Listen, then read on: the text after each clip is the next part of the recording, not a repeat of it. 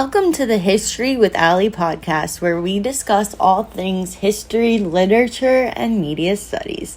Today, I'm joined by Alexandra DeAngelis, who is a head librarian and archivist at the Mercer Museum Research Library of the Bucks County Historical Society. So, Alexandra, thank you so much for coming on my podcast. It's an absolute delight to speak with you. Could you tell me a little bit about yourself and your role at the Mercer Museum? Yes, I am the head librarian and archivist at the Mercer Museum Research Library, which is in the Mercer Museum, but also contains the records of the Bucks County Historical Society. So we have a large variety of materials, including books, manuscripts, newspapers, pictures, and various archival collections, which includes Henry Mercer's papers.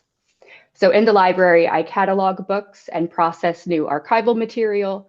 I update and refine old collection records. I assist patrons with research. I develop policies and plans. I give tours and talks about the library and Henry Mercer.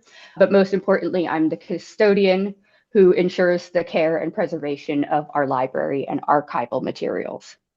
That's incredible. Thank you for all the work that you do because it's so important. And also, you're really multifunctional. That's a lot of work for one person. So that's really interesting. I'm so glad that we're getting to speak today. So, did you do museum studies at the same time you took your library master's, or how did you end up in this role, kind of your journey? I studied art history in undergrad, which is a very limited field in terms of making a living. So I always kind of wanted to go into a different direction with research. So I was always thinking like a PhD. But when I was in my undergrad, I took a course where I had to create a provenance report for a work of art that was owned by the university. And I had to use special collections in the university's archives. And I really never had the chance to even access archival material before that. I didn't know it was a thing.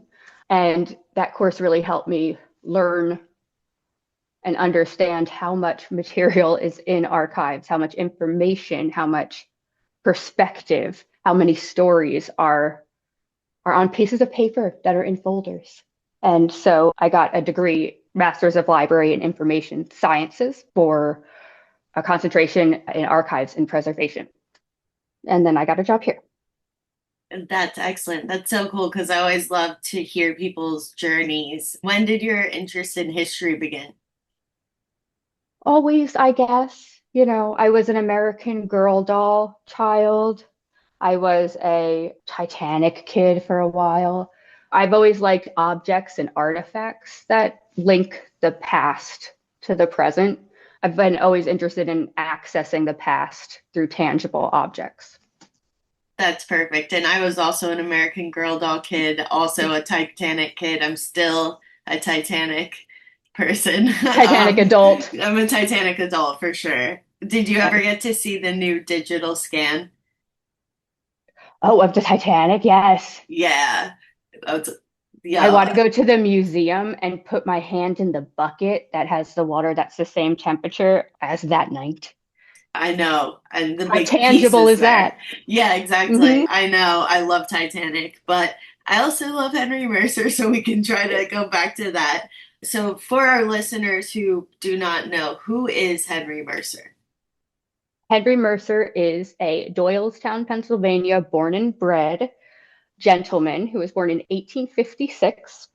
He attended Harvard University and became a archaeologist, and then he became a tile maker, and then he became a collector of artifacts, and then he became a designer of 3 monumental concrete buildings.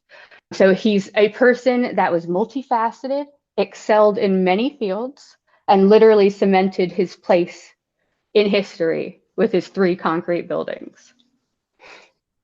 That's unlike almost anything I've ever heard before, honestly, especially in America. It's a very interesting story. Of course, there were a lot of wealthy white men, but what set him apart from other people of his social class? I think the main thing that sets Henry Mercer apart, just ideologically, is that he would have been doing what he did if he had more money or if he had less money.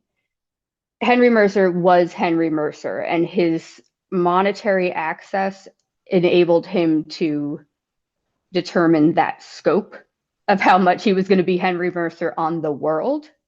But he was very self contained. He wasn't like a titan of industry. He wasn't, you know, a factory owner. He was very much just being Henry Mercer with a little bit of money. Where do you think his love of history began? He was very lucky in that he had many influences that instilled the importance of understanding history. His maternal side of his family, the Chapmans, they had been in Bucks County for a while and were interested in their own family history.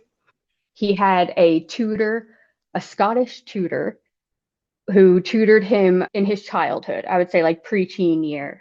And they would learn about classic antiquity. They would look at grandfather Chapman's engravings of Italy and Rome, and the tutor would tell him stories about, empires and rulers and really illustrate these engravings with his stories. And I think that made a huge impact on Henry Mercer. And then when he was 14, his wealthy aunt, which I can get into a little later because she is the crux of all of this, took him on his first European tour. And he was kind of repeating and chasing what he experienced over that tour for the rest of his life. It was a lot of ruins and castles and sites that held tales of, glory or suffering. He just loved sites that resonated and always sought to find out more. I think that his travels really shaped who he was and inspired him. And even when you look at the tile collection, he's basing it off of medieval stories or stories from other cultures like the Aztecs and the Mayans. So clearly, he really had a passion for history. But could you tell us about kind of the other side of him who was interested in pre industrial tools? And he had a few theories about what the implications of the Industrial Revolution will do to society. Yes. Okay. So that is the core of Henry Mercer, I think, his response to industrialization. It kind of all came to a head in his life. Everything kind of clicked, I think. His archaeology, his tile making, his interest in European history, all of his passions came to, a sparking point when he decided to collect recent tools and artifacts. And he started doing that when he was at what was called a penny lot. It was a junk sale. He was looking for a pair of tongs to use in his pottery that he had just began to explore, which would eventually lead into his tile making. And he noticed a pile of junk, which consisted of objects that he said he had heard about but never saw. And objects like spinning wheels, horn items, just old timey objects that defined kind of the beginning of America that we all are aware of, but maybe have never interacted with. And when he saw them in the junk pile, he realized that if they're all gone, how would we know what people did, if that makes any sense? It absolutely does. Was he mainly interested in the context of the Industrial Revolution when it comes to his own community, like America, or were his thoughts kind of on a bigger scale even than that? That is a fascinating question. I think that he saw it kind of abstractly as a concept that was happening. But when he saw those objects physically deteriorating in front of him, and the fact that he knew what they were but had never seen one, it really solidified that urgency to collect items that were becoming obsolete because of the Industrial Revolution. And one of the things that he cited or used as an explanation for why he collected certain objects was because after the Industrial Revolution, people would file patents. They would have schematic drawings of their machines and tools.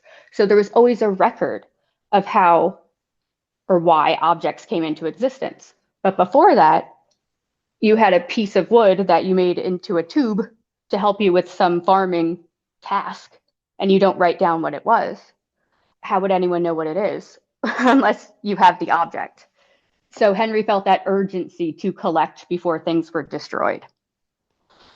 Right. And then once you are developing a collection, the most obvious next answer is where are you going to put it?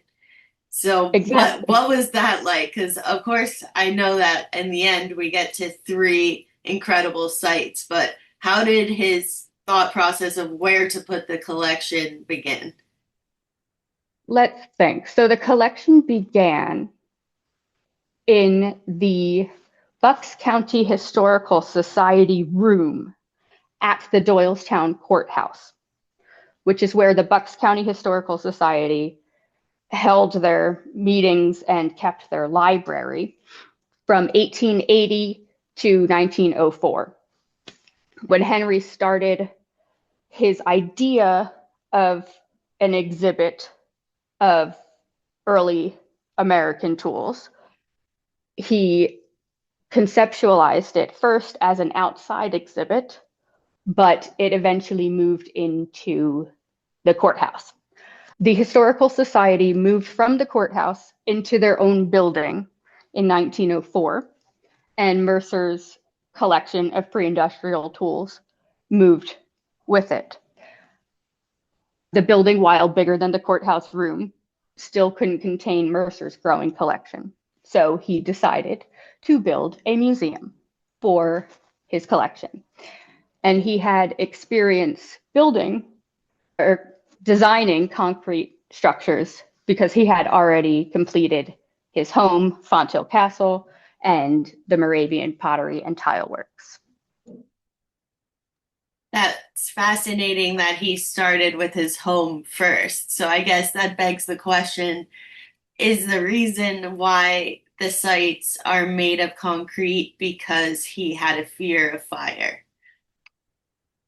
He was concerned about fire. Yes. I think people conflate his concern with a phobia. He was just very aware of what fire could do. His aunt, Elizabeth Chapman Lawrence, who married a man named Timothy Bigelow Lawrence, who was a very wealthy diplomat and died young. Elizabeth was Henry's major benefactor, but Timothy had a collection of medieval armor that Elizabeth donated to the Museum of Fine Arts in Boston after his death. And the storage facility that housed the collection burnt down in the Great Fire of Boston. His uncle lost the collection in a fire. So Mercer had firsthand experience with what it's like to lose a life's work of collecting to a fire. So it definitely was a huge driving force, the fact that the buildings were fireproof. They were also, the fact that they're made out of concrete also means that they're very moldable. And Mercer was very particular about what he liked. And they are shaped literally 100% to his design. So they're very personal buildings. They You are, don't get a lot. yeah, they are the most personal buildings. It's absolutely incredible. I mean, in Fonthill especially, you look at the ceiling and it's like, wow, this guy just wanted to look at this one particular story so often. They're so incredibly detailed. Is Yeah. it also true that once he did complete Font Hill, he had a fire on the roof that excited the neighbors and the firehouse had to come over? Or is that just urban legend? No, it's true. It was, and I didn't find the date. I can get that for you. It was a celebration of either Walpurgisnacht, which is May 1st, or his birthday. But yes, he did light a fire on one of the balconies roofs at Font Hill after its completion. He did not tell the fire company. So that's what caused a bit of a scare for the town. But people, would go out and see what was going on with weird old Henry Mercer. And there he was, just lighting a fire on the roof. And I think if he was scared of fire, he wouldn't have done that. I think he was just so confident in concrete. And it's fireproof. It is not leak proof, though. Very true. And it gets very cold. Yes. Very cold. But what did his contemporaries think of him? Was he just that, like, oh, that crazy old guy, or the very eccentric guy, or, yeah, what was his place like in society? The interesting thing about Henry Mercer is that he did so much and was so accomplished, but he really didn't have a lot of friends. He didn't get out much in terms of going out in society. He was sick a lot in his adulthood, so he was limited in what he could choose to expend his energy on. But he was very particular. He was a weirdo. He was the eccentric guy in the weird house on the hill. His tiles were respected in various arts and crafts movements, but he never wrote treatises about his idea of art. He kept to himself a lot and he was very temperamental. He was a weirdo. People really thought he was just very weird. Is that why you think he never actually married? Or was that common for men who were wealthy during that time? There are so many potential answers to that question, and that's the first question that everybody always asks. And it's what piques people's curiosity about Henry Mercer the most. I'm not sure why. I guess just because it is so unusual for the time. He was very particular. He was a fussy man. He dressed a certain way. He ate a certain way. He followed his own rules. So I think he probably would have made a bad partner to anyone, but he did have a child. He had an illegitimate son that he fathered in the 1880s. His name was Leopold Blessberger in Austria, but Leopold disappears from the records after the 1890s. But Mercer also had an STD. He had gonorrhea, and he contracted that around the same time, potentially before in his college years. So he was also very much of ill health from that. And then also he contracted malaria in 1885. So he was compounded with a lot of illnesses that might have made him not the best partner. I think that makes his story even more incredible, that he was dealing with health issues, yet he was still able to produce what he did. That's very inspiring. Not everyone has to have perfect health in order to make a big mark in the world, and I think he did. So God bless him for being able to push through. It almost makes it more meaningful. It does. And I think the fact that he was limited in what he could do and that he was limited in where he could go meant that for a lot of the last 20 years of his life, he really didn't travel that much. And so he could focus specifically on certain efforts. Part of it is building the Mercer Museum and writing his Gothic novel and, doing all of the research that he did during that time, which I don't think he would have done if he had, unlimited health to go gallivanting around the world. It kind of made him focus in a way. That's a good point because really wasn't he only early 70s when he passed, so if he had been healthier, he could have traveled more. Yes. Yeah. He was 74 and he died of complications that probably came on from one of the two diseases that he contracted early on. And he often had to back out of obligations and he was late on research for people a lot because he was out of commission for a few weeks. It comes up a lot in his correspondence that we have here. Sorry, I was sick for a couple of weeks, or forgive me, I was indisposed. So he was working through a lot, I think. Wow, that's really cool. I hope one day you guys can publish his papers because that's actually what I've been always wishing I could read more primary sources from him, like what he was thinking and feeling. Well, the other weird thing about Henry Mercer, I mean, there's so many weird things about him, but one of the things that makes him a bit impenetrable to us today is that apparently, I don't have proof of this, it's just verbally, that Mercer went through all of his personal letters and papers, and he asked for letters that he wrote to other people. He asked for them back at a certain point in his life, and he destroyed a lot of his personal papers.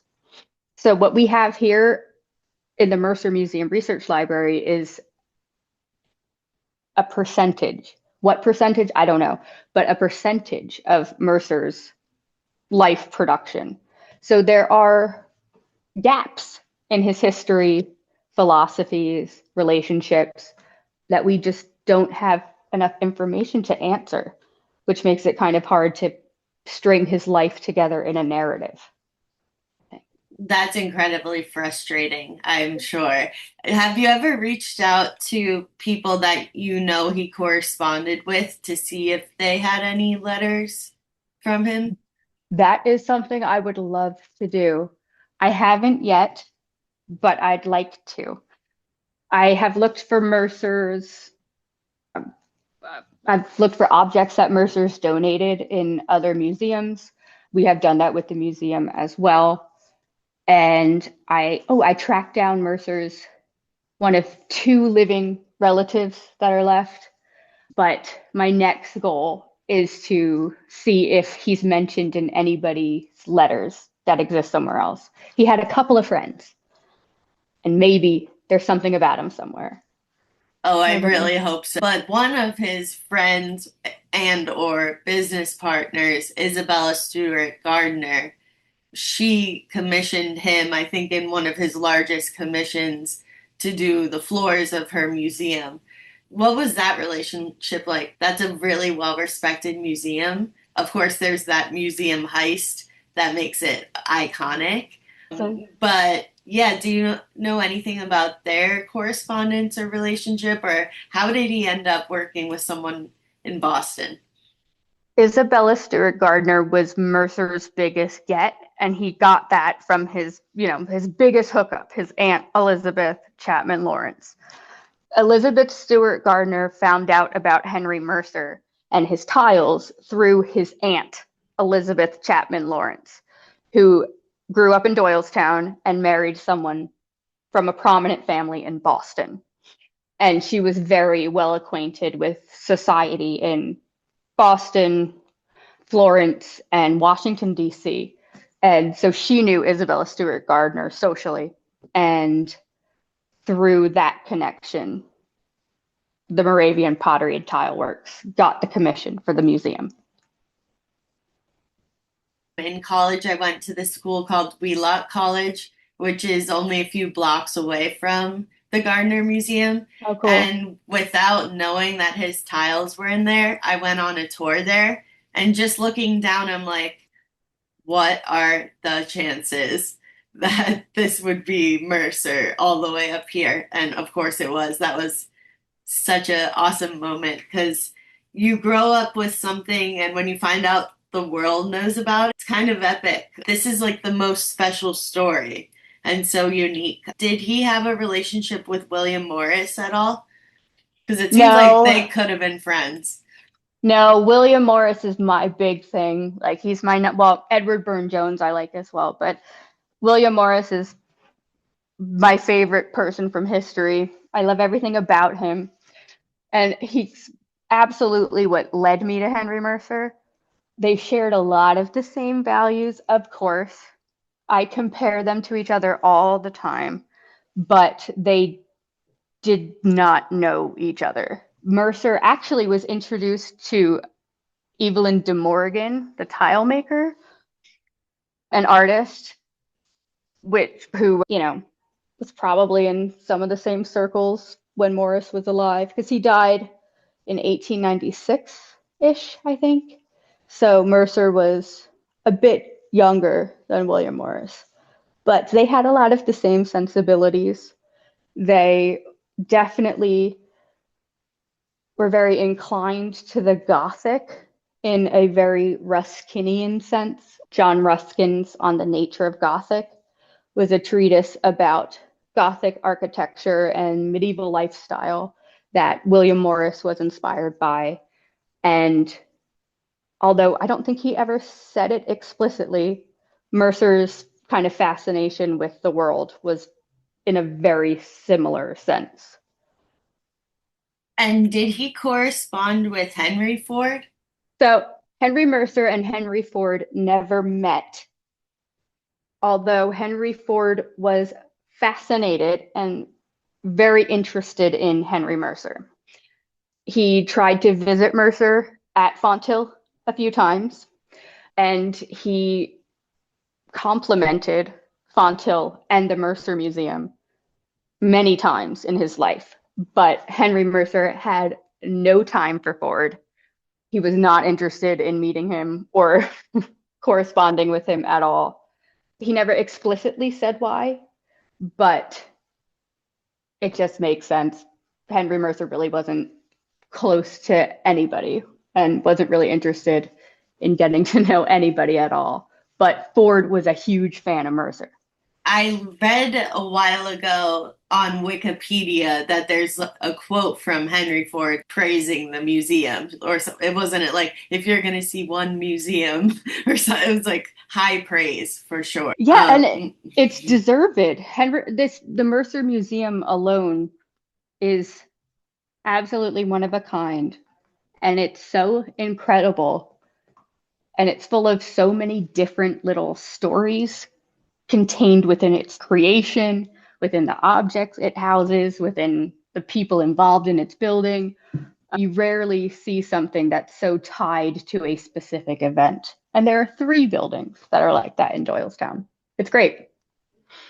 I know it's hard for a father to pick a favorite child, but do you think Mercer had a favorite site of the three? Oh, I think he certainly favored Fonthill the most. Fonthill is the visual representation of Henry Mercer. I think you could point to any object in Fonthill or any corner of Fonthill, any tile on the wall, and you can link it directly to an intention of Henry Mercer. And I think it's just so cool that there's really no other word for it. It's just so cool. It's an unusual material. It's enormous.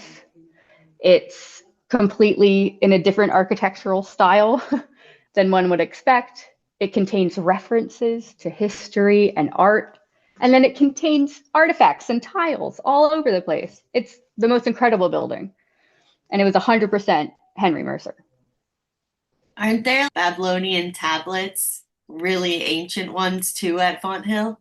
There are 2 Babylonian tablets set into a column in the saloon. Yes, they are set in forever, and we've had visitors ask if we can remove them from the concrete so they can see the other side of the tablet, which unfortunately we couldn't do.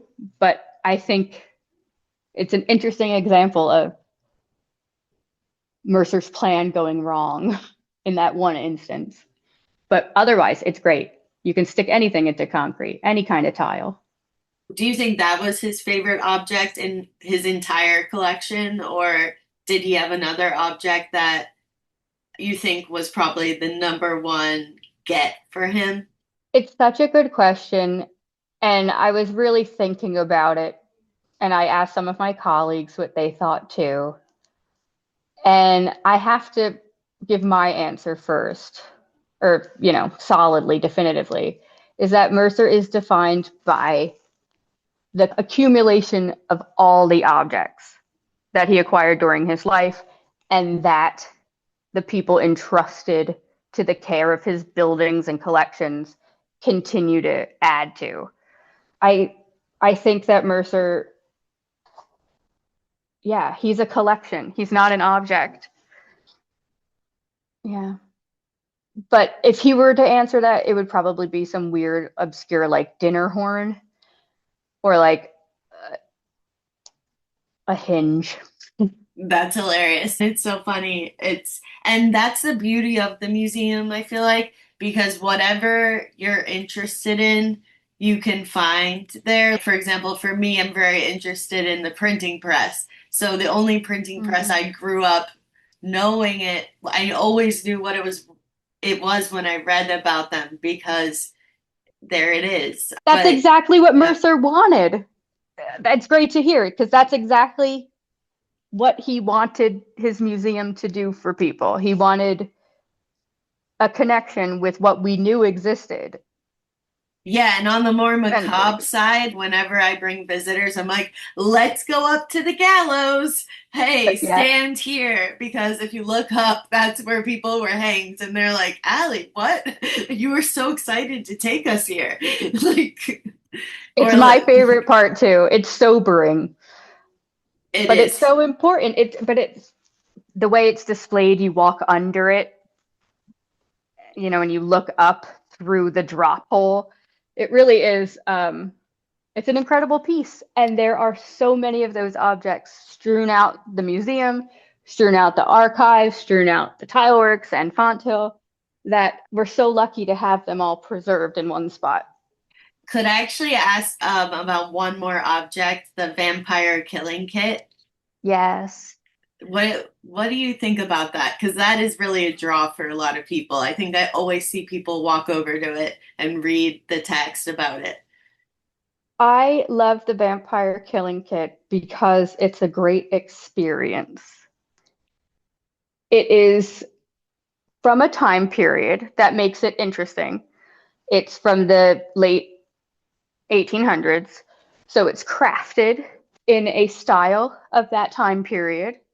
It has a story attached to it, it has belief attached to it. It's not a real vampire killing kit, but it's a real object. And the experience that people have when they go in expecting something, either hokey or like a legitimate vampire killing kit, and then they learn that it's fake or learn that it's not, actually intended for vampires, but it's a real object.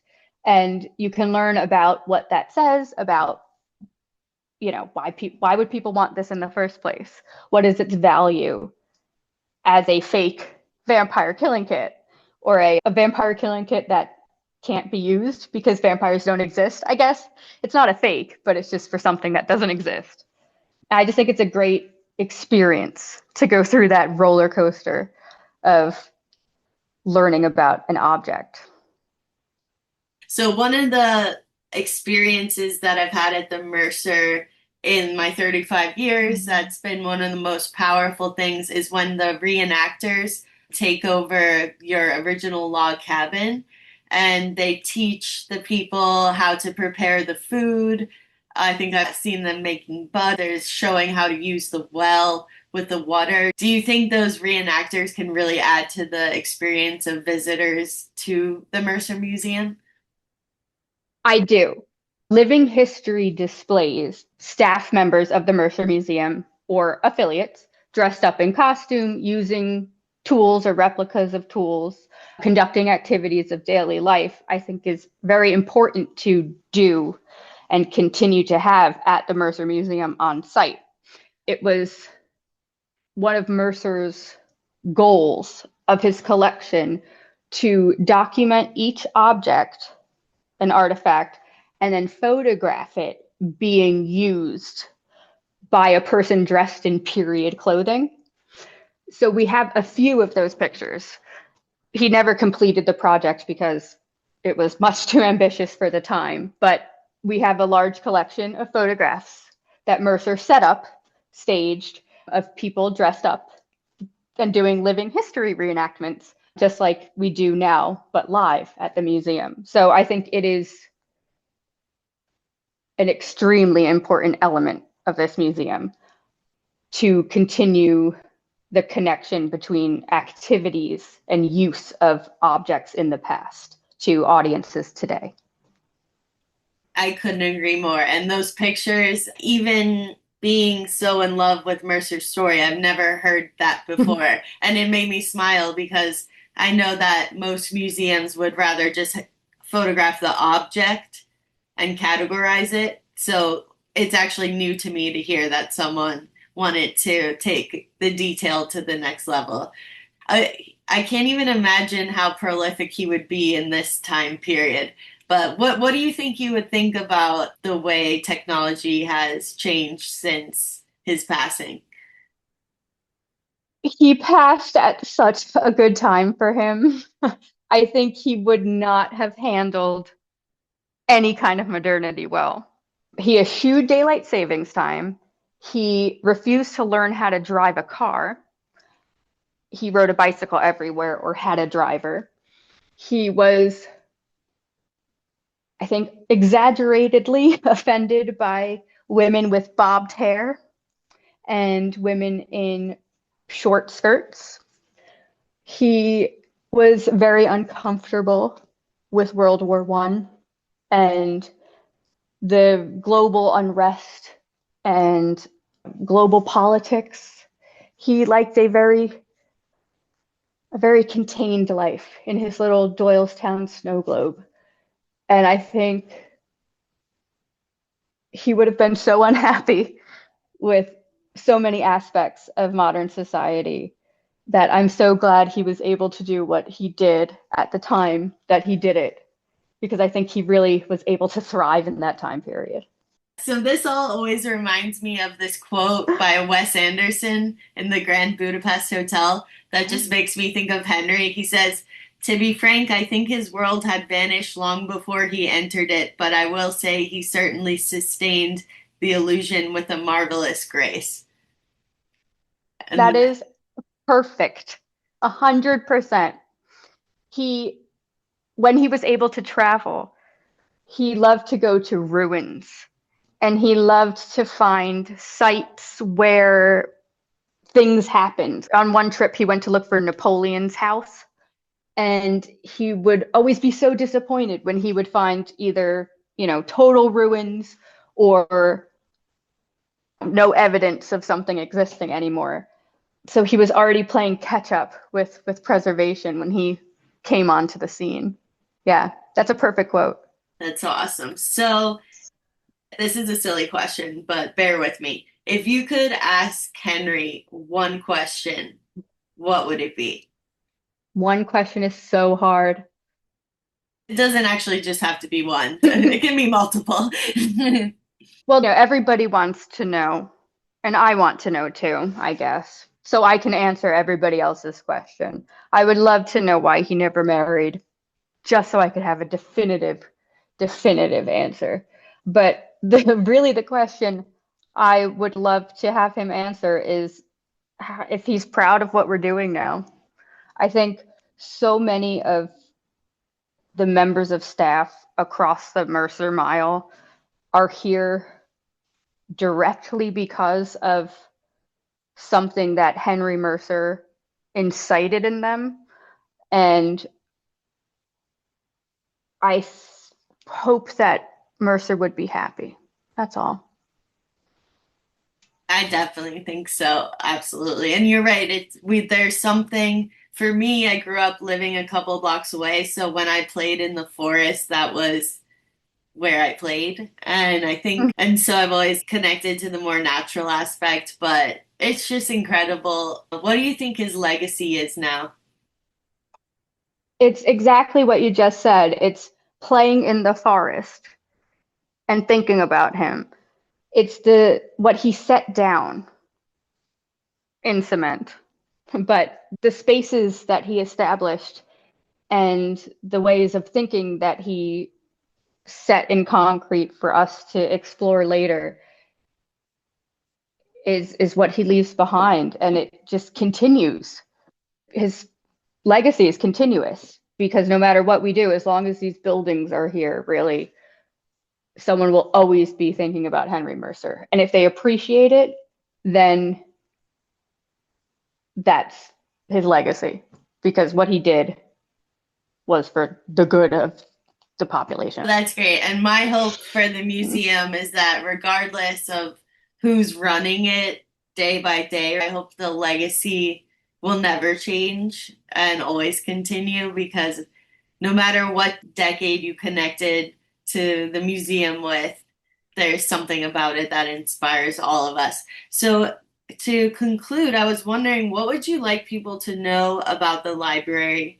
And can people come visit the library? Just tell us all about what's so special about what y'all are doing in the library.